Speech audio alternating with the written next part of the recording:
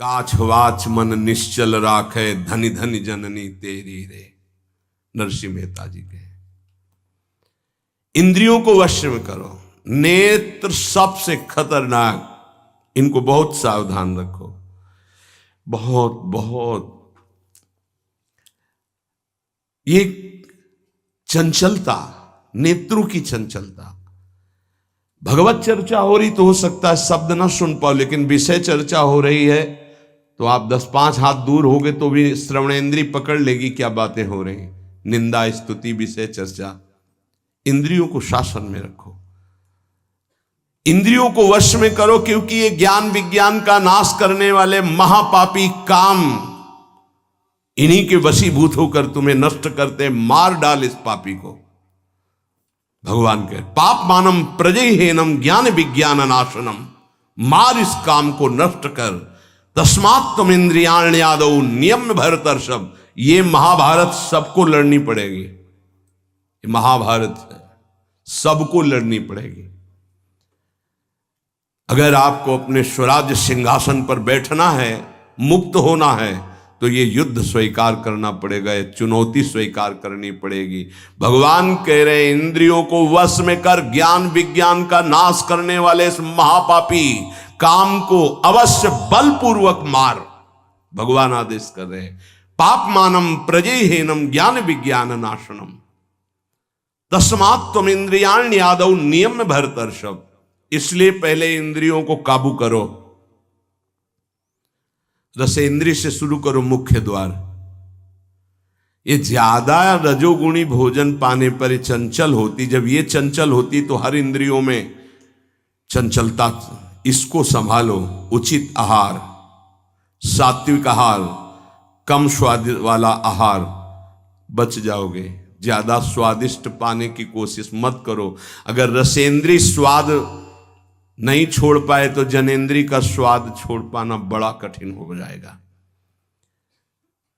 इंद्रियों को विषयों में संयोग मत होने दो। भोग बुद्धि से प्रवृत्त ना करो। केवल जीवन निर्वाह बुद्धि से प्राण पोषण के लिए पहले यहीं से शुरुआत करो, रसेंद्री से। प्राण पोषण के लिए अन्न जा रहा है, स्वाद के लिए नहीं। आप नहीं हो भोक्ता, ये रसेंद्री का है। इतनी जबान में रखी गई पूरी बात। यहां के नीचे कोई मतलब नहीं है क्या जा रहा है, इससे यहां कोई स्वाद नहीं। बस ये 2 अंगुल 3 अंगुल का खेल है। इसे क्या गुलाब जामुन है या क्या, बस ये जहां अंदर गए ना तो फिर और कुछ मांगे होने लगेंगी। रसेंद्री से स्वाद। अब अगर जरा सा नमक कम हुआ तो हल्ला मचाने लगे, नमक लाओ थोड़ा कम है। भैया किसके लिए, किसके लिए स्वाद बना। कभी कभी तो मनाओ कि नमक डालना भूल जाए, फिर देखे कैसा लगता है। कभी कभी बिना स्वाद के भी भोजन पाना चाहिए। हाँ, ऐसा करो। मन चंचलता रहित हो जाए, इसके लिए सात्विक भोजन करो। अच्छे अच्छे पदार्थ इसको दिखा दो। हाँ, जैसे आज साधु सेवा भंडारा ऐसे जैसे होता है, कभी ऐसा उत्सव आदि में दिखा गुलाब जामुन। जब परोसने आवे तो क्यों आज थोड़ा उधर ऐसे बस दिखा, और वो चले गए। हाँ बोल दो अंदर से। हाँ, गरम गरम धुआं उठता हुआ समोसा, हरी चटनी, लाल चटनी और वो सेवई नमक वाली। हाँ ऐसे। अब ये खा के तुम ध्यान करोगे किसका, अब ये निर्णय तुम करो। ये चीजें खा के तुम ध्यान करोगे, प्रभु का तो ध्यान होने वाला नहीं।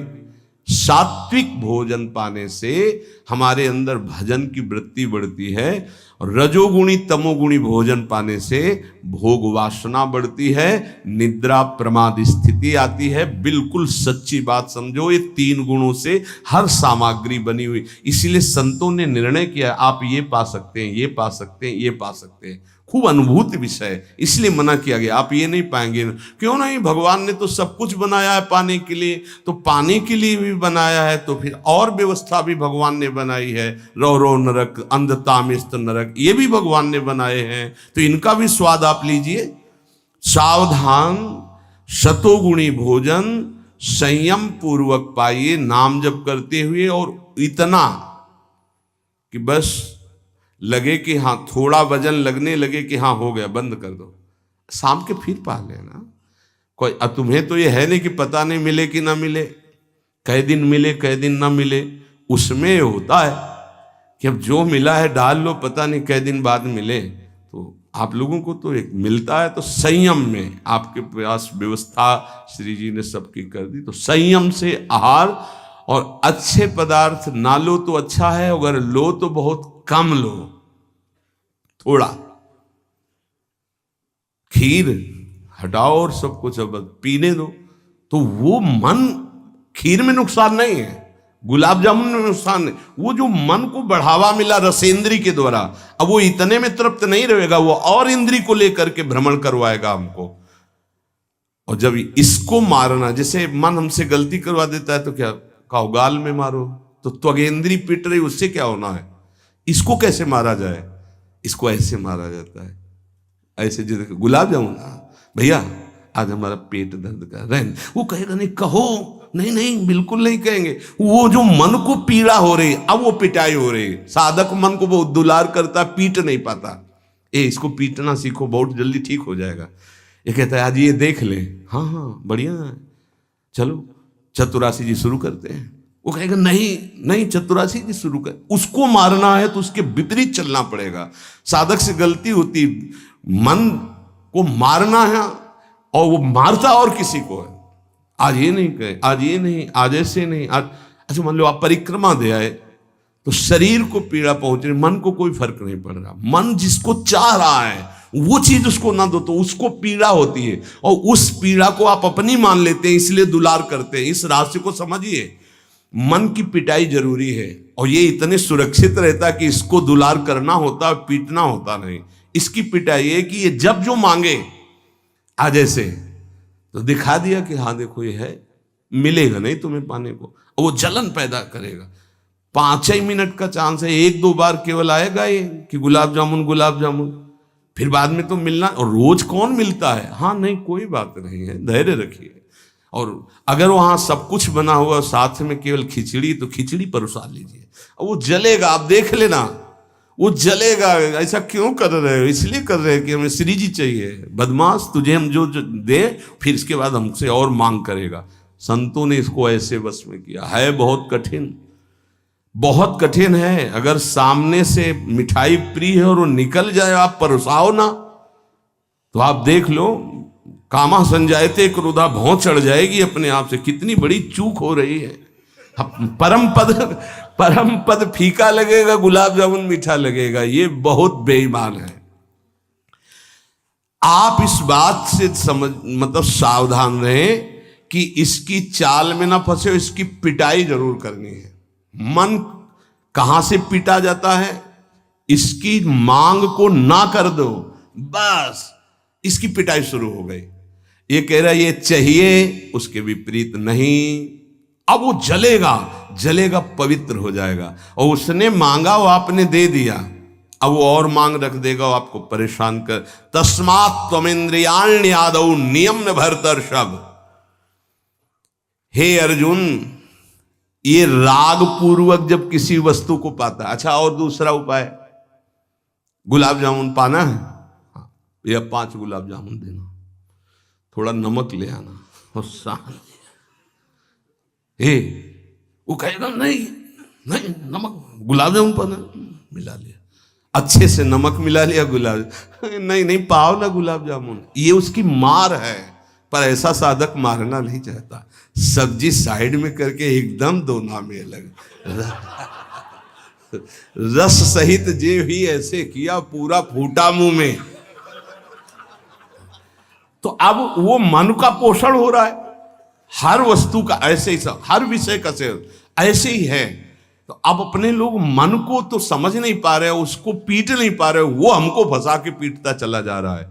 बहुत पीटता है, देख लो, बहुत पीटता है मन, बहुत इसकी पिटाई चाहिए। कोई गुरु कृपा पात्र इसको पीटना शुरू करता है, यही उसकी पिटाई है कि इसके विपरीत चलो, जो मांग इसकी हो रही है उसके विपरीत चलो। जैसे बहुत बढ़िया स्वादिष्ट सब्जी बनी है, अब उस खीर भी परोसी गई, तो खीर और सब्जी दोनों को मिला दो, न सब्जी का स्वाद न खीर का स्वाद, 2 रोटी 3, वो जलेगा कि यार तुम कैसा क्यों कर रहे हो, बस तुम कर लो ऐसा, तो रसेंद्री ठीक हुई तो सब ठीक हो जाएगा। शास्त्रों में वर्णन किया गया धैर्यवान वही है जो रसेंद्री और जनेंद्री को, बस 2 इंद्रियों की चर्चा हुई और तो सब अपने आप हो जाएंगी। और रसेंद्री प्रधान, रसेंद्री ना हुई तो फिर आगे जो राग पूर्वक भोग, कोई भी भोग किया जाए वो बिल्कुल द्रवित हृदय में छप जाता है, बार बार पीड़ा पहुंचाता है, ना चाहते हुए भी साधक का पतन कर देता है। यही है, ना चाहते हुए पाप कौन करवाता है। आहार का बहुत बड़ा फर्क पड़ता है। अगर हम आहार पर संयम कर लें तो निश्चित काम पर विजय प्राप्त की जा सकती है। अगर आहार पर संयम ने, उचित आहार से आप देखना खाते खाते मर जाते हैं, लेकिन खाने की इच्छा पूर्ति नहीं होती। यही चमत्कार माया का। 2 रोटी डाल लो फिर भजन देखो कैसा होता है, देख लो ना आप करके। खट्टी डकार आ रही है यहां से, फिर भी शाम के बैठे हैं, आलू का पराठा और चटनी ये और वो, फिर जाके पचाने में पूरी ताकत। भजन कैसे करोगे? थोड़ा भोजन करो, खाते खाते मर गए यार।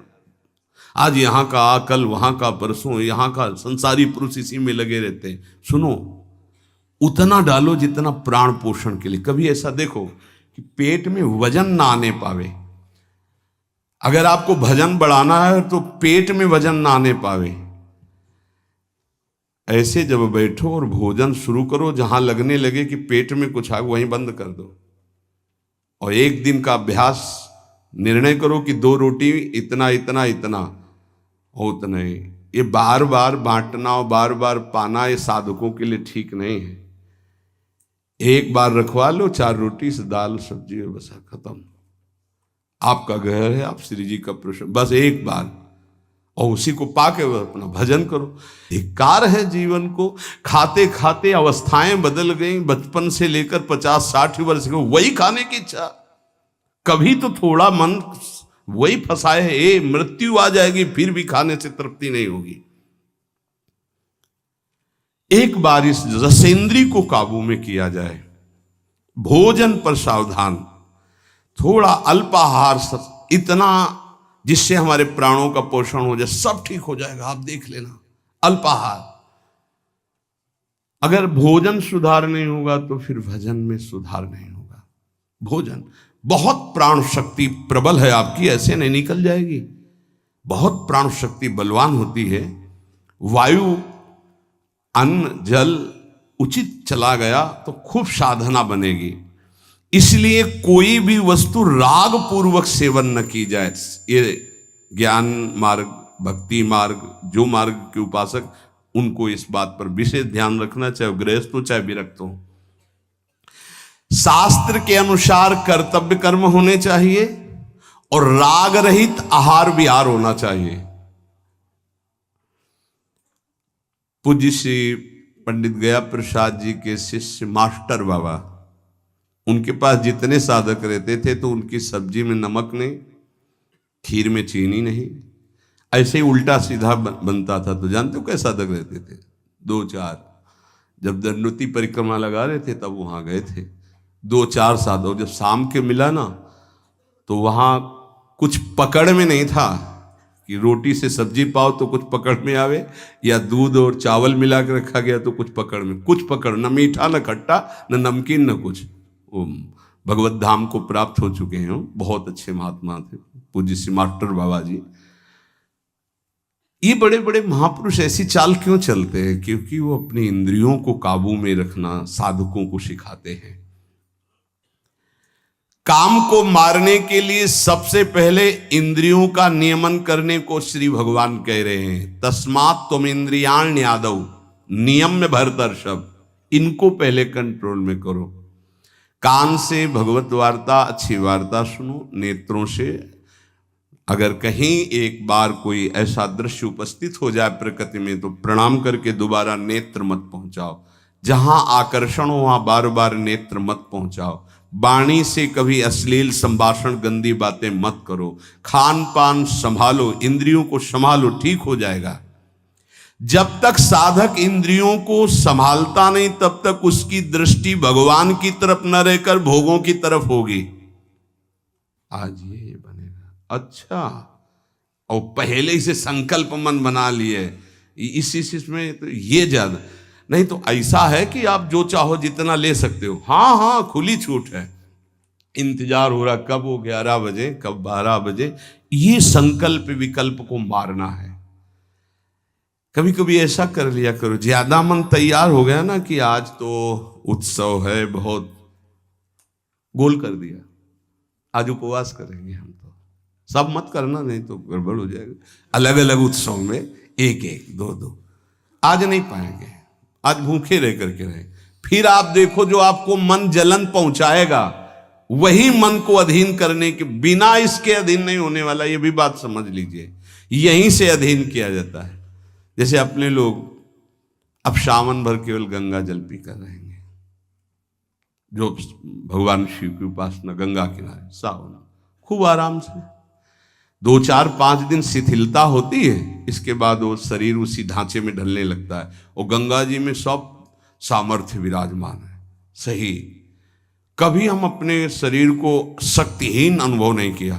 गंगा जल में इतना पावर विराजमान है, ऐसे पदार्थ विराजमान है। उस समय जब गंगा जल ही केवल बहुत सामर्थ्य उसमें, कभी ऐसा नहीं लगा।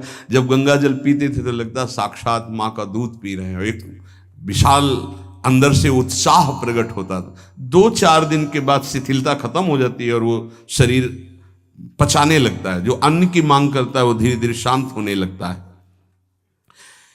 मनुष्य की प्रवृत्ति इंद्रियों की मांग को पूरी करने में है। आज तो घर में नहीं, आज चलते हैं होटल में खाएंगे, यहाँ के नहीं, गाड़ी में बैठे आज छठी करा वाले होटल, ये क्या है आज वहां, ये है क्या?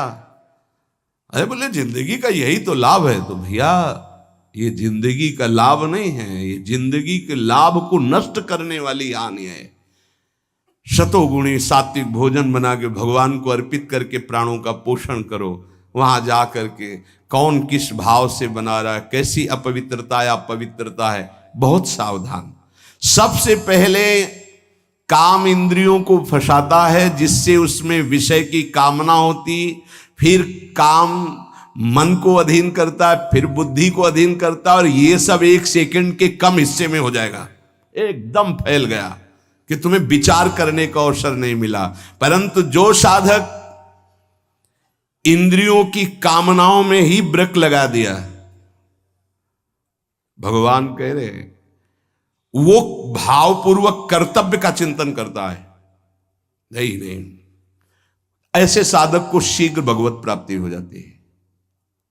ध्यान दीजिए, सबसे पहले इंद्रियों में ही काम पैदा होता है और विषय को विषय आकर्षण करता है। और विषय जब कामना पैदा होती तो विषय कर्म करने की चेष्टा होती, कोई भी कामना किसी भी इंद्रिय की, और जो विषय कर्म में फंस जाता है उसका पतन हो जाता है। और जो उपासक इंद्रियों की चाह को, कामना को पूर्ण नहीं होने देता, वो उसको कर्तव्य का बोध होता रहता है। जो अपने कर्तव्य का बोध करता है, मेरा कर्तव्य क्या है, वो शीघ्र ही अपना उद्धार करने में समर्थ हो जाता है, भगवत प्राप्त हो जाता है। एनम ज्ञान विज्ञान नाशनम, ये ज्ञान विज्ञान का नाश करने वाला काम है। तुम्हारा कितना भी अनुभव ढक देगा, कितना भी बुद्धि आपकी प्रवीण हो, बड़े बड़े जवाब देने वालों को लाजवाब कर देता है। ऐसा है, काम ऐसा है कि बहुत जवाब देने वाले को जवाब रहित कर देता है। उसका उत्तर नहीं दे पाओगे जब काम तुम्हारे अंदर प्रश्न करेगा। विज्ञान अनुभव साधना का सब ढक देगा, ज्ञान विज्ञान दोनों को। तत्व ज्ञान का यहां बात नहीं है कि ज्ञानी का शब्द है शास्त्र ज्ञानी से, बोध संपन्न महापुरुष से नहीं स्वात्मारामम विषय मृग तृष्णाम भ्रमयति। यहां भक्त जो अभी साधन काल में है, प्रेमी भक्त के नहीं, दो को कोई परास्ती नहीं कर सकता। प्रेम लक्षणा भक्ति से युक्त महापुरुष और तत्वबोध महापुरुष, ये ज्ञानी शास्त्र ज्ञानी, और ये भक्त अभी साधन मार्ग का। कामना संपूर्ण पापों की जड़ है, पाप मानम ही प्रजय, इसलिए कामना उत्पन्न होते ही पाप क्रिया में रुचि हो जाती है। आगे चल करके वो इतना अंधा हो जाता है कि सतमार्ग छोड़ करके पाप कर्म में ही लग जाता है। बहुत बहुत डरावना विषय, बहुत भयावह विषय है। भगवान इसलिए काम को महापापी बता करके आज्ञा करते हैं कि साधक इसको अवश्य मार डाले। पाप मानम प्रजयहीनम ज्ञान विज्ञान नाशनम। तो जो आदेश कर रहे हैं वही सामर्थ्य देंगे, इसलिए इन्हीं की शरण में होके इनका नाम जप करो और इंद्रियों की चाह के विपरीत चलो तो मंगल हो जाएगा।